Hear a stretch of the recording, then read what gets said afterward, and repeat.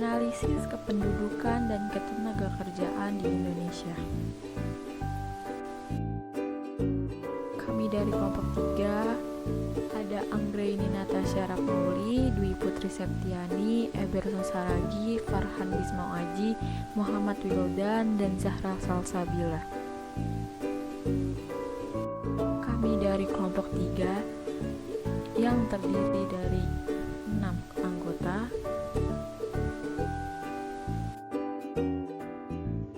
Analisis struktur penduduk. Secara umum, pengertian penduduk adalah warga negara Indonesia dan orang asing yang bertempat tinggal di Indonesia.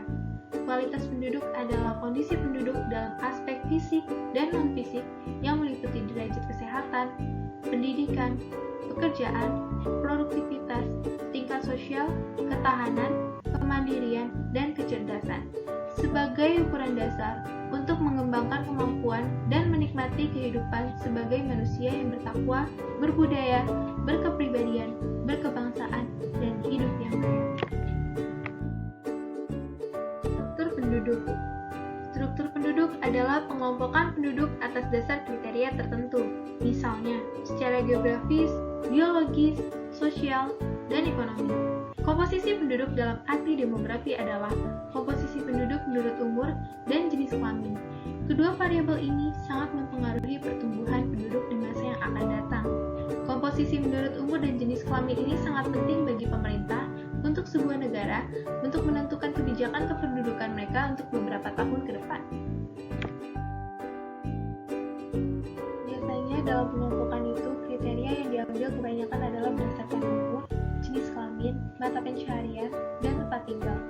Semua dikelompokkan agar tidak terjadi masalah-masalah yang sepele yang akan timbul di kemudian hari, khususnya dalam bidang perekonomian.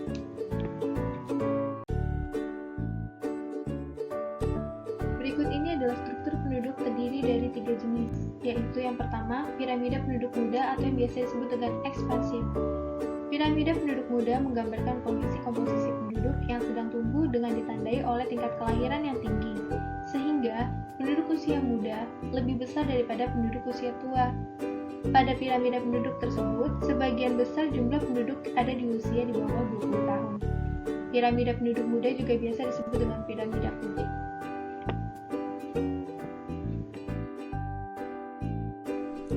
Piramida penduduk stasioner atau granat. Bentuk piramida ini menggambarkan keadaan penduduk yang tetap atau statis, sebab tingkat kematian rendah dan tingkat kelahiran tidak begitu tinggi. Piramida penduduk dewasa menggambarkan komposisi penduduk usia muda seimbang dengan komposisi penduduk usia tua di mana jumlah penduduknya dalam keadaan tetap atau seimbang. Oleh karena itu, bentuk piramida ini disebut juga piramida penduduk tetap atau stasioner. Gambarnya bisa dilihat di bawah ini. Piramida penduduk tua atau konstruktif. Bentuk piramida penduduk ini menggambarkan adanya penurunan tingkat kelahiran yang sangat pesat dan tingkat kematian yang kecil sekali. Apabila angka kelahiran jenis kelamin pria besar, maka suatu negara bisa kekurangan penduduk. Piramida penduduk tua menggambarkan komposisi penduduk yang berusia tua lebih besar daripada penduduk usia muda atau dewasa. Gambarnya seperti di bawah ini. Faktor-faktor yang mempengaruhi pertumbuhan penduduk. Jumlah penduduk dapat mengalami perubahan dari waktu ke waktu, yaitu bertambah atau berkurang. Perubahan jumlah penduduk disebabkan adanya pertumbuhan penduduk. Faktor demografi meliputi 3 hal pokok, yaitu kelahiran, kematian, dan migrasi atau migrasi masuk dan migrasi keluar. Kelahiran akan menambah jumlah penduduk, sedangkan kematian akan mengurangi jumlah penduduk.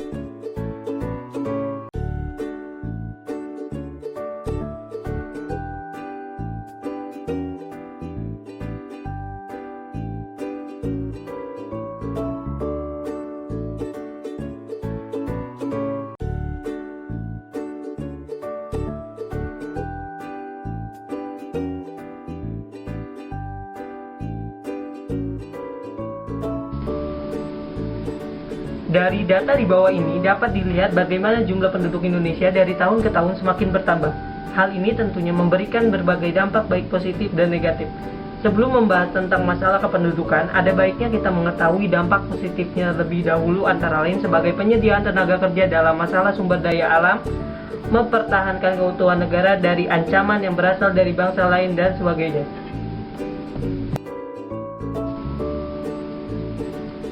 Akan tetapi, permasalahan kependudukan terkait dengan jumlah penduduk yang besar menjadi sebuah masalah yang tidak dapat dihindarkan.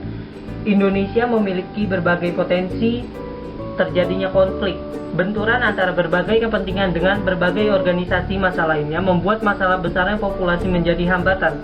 Selain itu, yang terpenting terkait dengan permasalahan penyediaan sumber daya alam dan berbagai kebutuhan penting lainnya.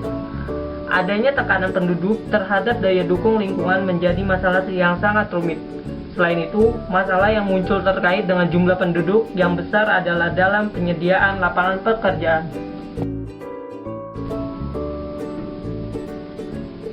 Tingginya tingkat pertumbuhan penduduk. Terkait dengan jumlah penduduk yang tinggi, tentunya terdapat faktor yang mempengaruhinya. Salah satunya adalah tingkat atau laju pertumbuhan penduduk. Besarnya laju pertumbuhan penduduk membuat pertambahan jumlah penduduk semakin meningkat. Semakin besar persentase kenaikannya, maka semakin besar jumlah penduduknya. Kenaikan ini tentunya membawa dampak bagi pendudukan Indonesia. Dalam penentuan kebijakan semakin banyak yang perlu dipertimbangkan, baik dalam hal penyediaan berbagai sarana dan prasarana, fasilitas-fasilitas umum, dan yang terpenting adalah kebijakan dalam rangka mengurangi laju pertumbuhan yang ada di Indonesia. 2. Non-demografis bersifat kualitatif. Tingkat kesehatan penduduk yang rendah. Usaha untuk terus meningkatkan kualitas hidup manusia di Indonesia terus digalakkan, namun kembali lagi permasalahan itu tetap muncul dan menjadi PR bagi penentu kebijakan guna meningkatkan kualitas manusia Indonesia. Dalam hal kesehatan yang akan menjadi sorotan, bagaimana gambaran tingkat kesehatan adalah angka kematian bayi. Besarnya kematian yang terjadi menunjukkan bagaimana kondisi lingkungan dan juga kesehatan pada masyarakat. Dapat dilihat bagaimana penurunan terjadi pada angka kematian bayi di Indonesia yang dihitung berdasar jumlah kematian di setiap 1000 kelahiran. Penurunan ini menunjukkan usaha untuk perbaikan dalam bidang kesehatan terus saja diupayakan guna meningkatkan kualitas hidup manusia Indonesia. Berbagai layanan kesehatan yang dibuka seperti imunisasi dan juga posyandu tentunya menjadi harapan guna memperbaiki kondisi kesehatan yang ada saat ini.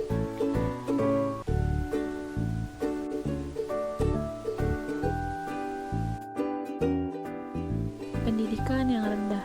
Kesadaran masyarakat akan pendidikan di Indonesia masih tergolong rendah. Dari undang-undang yang dikeluarkan pun terlihat bahwa wajib belajar penduduk Indonesia masih terbatas 9 tahun. Sementara negara lain bahkan menetapkan angka lebih dari 12 tahun dalam pendidikannya. Namun bagi Indonesia sendiri, angka 9 tahun pun belum semua terlaksana dengan tuntas, mengingat banyaknya pulau di Indonesia yang masih belum terjangkau oleh berbagai fasilitas pendidikan. Akan tetapi, sebenarnya tingkat pendidikan bukanlah satu-satunya indikator yang mengukur kualitas SDM penduduk suatu negara. Kualitas sumber daya manusia berhubungan dengan produktivitas kerja. Orang yang tingkat pendidikannya tinggi diharapkan punya produktivitas yang tinggi. Namun, kembali pada kenyataan yang terjadi di Indonesia adalah banyak orang yang berpendidikan tinggi tetap saja menjadi pengangguran. Orang yang menganggur menjadi beban bagi orang lain. Seperti yang terlihat pada grafik di bawah ini, pengangguran yang dimaksud di sini merupakan pengangguran yang terjadi karena mereka sedang dalam proses mencari pekerjaan, mempersiapkan usaha, merasa tidak mungkin mendapatkan pekerjaan, dan atau sudah punya pekerjaan tetapi belum mulai bekerja. Terdapat angka yang menunjukkan bahwa tingkat pengangguran tertinggi berada pada tamatan SMA atau umum. Ini menunjukkan bahwa pendidikan setara SMA belum cukup untuk mengentaskan jumlah pengangguran yang ada di Indonesia. Lulusan ini masih menjadi pertanda bahwa tingkat produktivitas tidak bertambah jika pendidikannya hanya sebatas ini. Perlunya peningkatan pendidikan serta pendidikan non-formal tentunya akan membantu agar pengangguran tidak menumpuk pada lulusan SMA. Jika diamati, kondisi ini sangat memprihatinkan. Tingkat pendidikan diharapkan berbanding lurus dengan tingkat kesejahteraan, sehingga pembangunan dalam bidang pendidikan yang dilakukan oleh pemerintah membawa dampak positif yang signifikan terhadap kesejahteraan penduduk.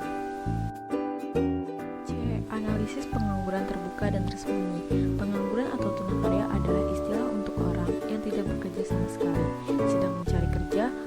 bekerja kurang dari 2 hari selama seminggu, atau seseorang yang sedang berusaha mendapatkan pekerjaan yang layak. Tingginya angka pengangguran, masalah ledakan penduduk, distribusi pendapatan yang tidak merata, dan berbagai permasalahan lainnya menyebabkan rendahnya taraf hidup penduduk di negara ini. Namun, yang menjadi faktor penyebab utama rendahnya taraf hidup di negara-negara berkembang, khususnya Indonesia, adalah rendahnya atau terbatasnya penyerapan sumber daya, baik sumber daya alam maupun sumber daya manusia. Salah satu penyebab tingginya pengangguran di Indonesia adalah tingginya angka tenaga kerja yang diarahkan pada sektor formal, sehingga ketika terjadinya kaos atau kemunduran usaha yang menyebabkan pemutusan hubungan kerja dan kehilangan pekerjaan, maka mereka menjadi tidak produktif dan tidak bisa berusaha untuk menciptakan pekerjaan sendiri di sektor informal, karena sudah terbiasa menjadi karyawan dan berada di dalam posisi dengan resiko yang rendah. Selain masalah pekerjaan, pengangguran juga dapat disebabkan oleh karena terjadinya urbanisasi. Berbondong-bondongnya masyarakat pedesaan ke kota untuk mencari pekerjaan dengan keahlian dan keterampilan yang minim, sehingga tingkat pengangguran menjadi tinggi. Kegiatan urbanisasi ini disebabkan karena rendahnya produktivitas ekonomi di pedesaan, kurangnya pembangunan infrastruktur, serta aktivitas industri yang belum menyentuh ke daerah-daerah terpencil. Pada Agustus 2014, jumlah pengangguran terbuka mencapai 7,3 juta orang dan meningkat menjadi 7,4 juta orang pada periode Februari 2015. Dari 2005 sampai dengan 2014, pengangguran terbuka yang paling besar terjadi pada tahun 2005 sebesar 11,90 juta orang, dan yang paling rendah di tahun 2012 sebesar 7,24 juta orang. Semua didominasi oleh usia produktif. Tabel tersebut memperlihatkan angka pengangguran di Indonesia dalam beberapa tahun berakhir. Tabel menunjukkan penurunan yang terjadi secara perlahan dan berkelanjutan. Pada tahun 2015, pemerintah menargetkan angka pengangguran pada angka 5,6%. Jenis-jenis pengangguran berdasarkan cirinya. 1. Pengangguran terbuka. Pengangguran terbuka adalah keadaan seseorang yang sama sekali tidak bekerja dan sedang berusaha mencari pekerjaannya. Pengangguran terbuka disebabkan oleh lapangan kerja yang tidak tersedia atau tidak sesuai antara lowongan kerja dan latar belakang pendidikan. Pengangguran terbuka juga dapat terjadi akibat dari kegiatan ekonomi yang menurun, dari kemajuan teknologi yang mengurangi penggunaan tenaga kerja, atau sebagai akibat dari kemunduran perkembangan suatu industri. Contohnya, seseorang lulusan S1 teknik mesin belum mendapat pekerjaan karena lapangan kerja yang belum tersedia sesuai dengan kualifikasinya. 2. Pengangguran musiman. Pengangguran ini terutama terdapat di sektor pertanian dan perikanan. Ketika musim hujan, penyadap karet dan nelayan tidak dapat melakukan pekerjaannya mereka dan terpaksa menganggur. Di samping itu, pada musim kemarau, petani tidak dapat mengerjakan tanahnya. 3. Setengah menganggur. Pengangguran ini terjadi ketika ada tenaga kerja yang tidak bekerja dengan maksimal. Biasanya pengangguran jenis ini memiliki jam kerja yang sedikit atau tidak sesuai sehingga penghasilan mereka pun kadang tidak mencukupi. Pekerja-pekerja yang mempunyai masa kerja seperti yang dijelaskan ini digolongkan sebagai setengah menganggur. 4. Pengangguran terselubung atau tersembunyi.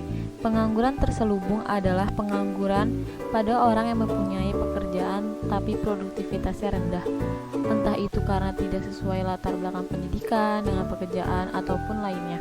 Pengangguran jenis ini menyebabkan produktivitas kerja yang rendah.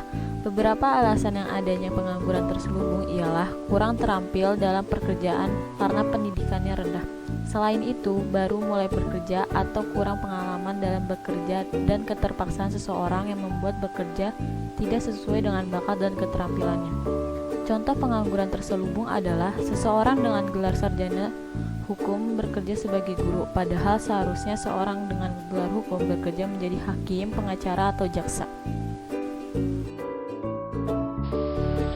Selanjutnya, analisis masalah distribusi dan perpindahan penduduk. Distribusi penduduk hanya terpusat di beberapa pulau terutama Jawa, memungkinkan pemerintah melakukan pembangunan dan program-program untuk mengurangi beban kepadatan penduduk atau melakukan realokasi pembangunan di luar Jawa. Hal inilah yang dapat menyebabkan terjadinya perpindahan penduduk atau yang disebut juga migrasi dari satu tempat ke tempat lainnya tidak bisa dihindarkan, baik yang bersifat antar negara maupun internal dalam satu negara.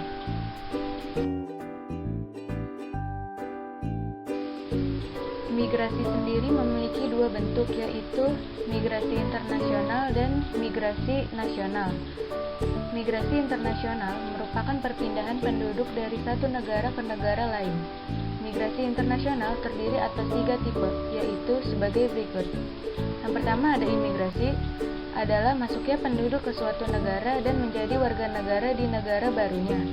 Kedua, emigrasi, keluarnya penduduk dari suatu negara. Ketiga, remigrasi, kembalinya penduduk ke negara asalnya. Migrasi nasional merupakan perpindahan penduduk dari satu wilayah ke wilayah lain dalam suatu negara. Migrasi nasional terdiri atas 2 tipe, yaitu transmigrasi dari daerah padat penduduk ke daerah yang jarang penduduknya. Tujuannya untuk meratakan penyebaran jumlah penduduk dan meningkatkan kesejahteraan penduduk, meliputi 1. Umum dengan biaya ditanggung pemerintah. Kedua, swakarsa dengan biaya ditanggung pribadi tetapi tanah diberikan oleh pemerintah. Ketiga, bedol desa untuk wilayah yang terkena program proyek pemerintah. Dan keempat, spontan dengan kemauan sendiri.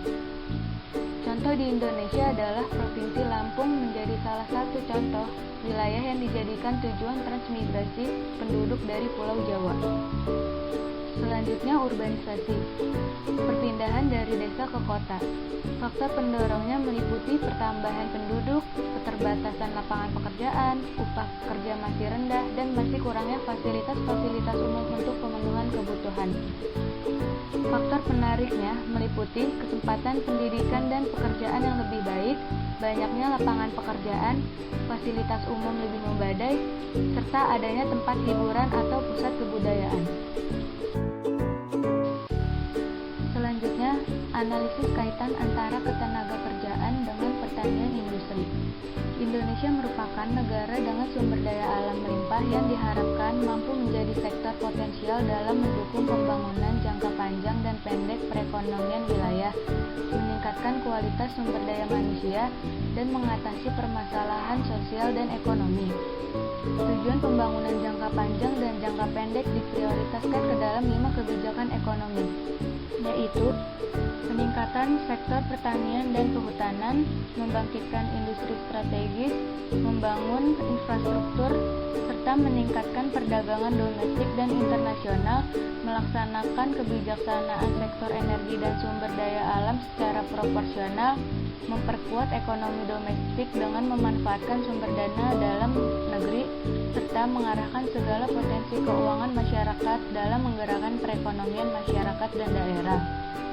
Pembangunan jangka panjang dan pendek memiliki titik berat pada sektor pertanian dengan sasaran utama mencapai keseimbangan antara sektor pertanian sebagai sektor padat karya dan sektor industri sebagai sektor padat modal. Keseimbangan tersebut akan memberikan dampak terhadap total produktivitas, penyerapan tenaga kerja, dan distribusi pendapatan yang tercermin dari seberapa besar tingkat keterkaitan antar sektor. Sekian dari kelompok kami. Assalamualaikum warahmatullahi wabarakatuh.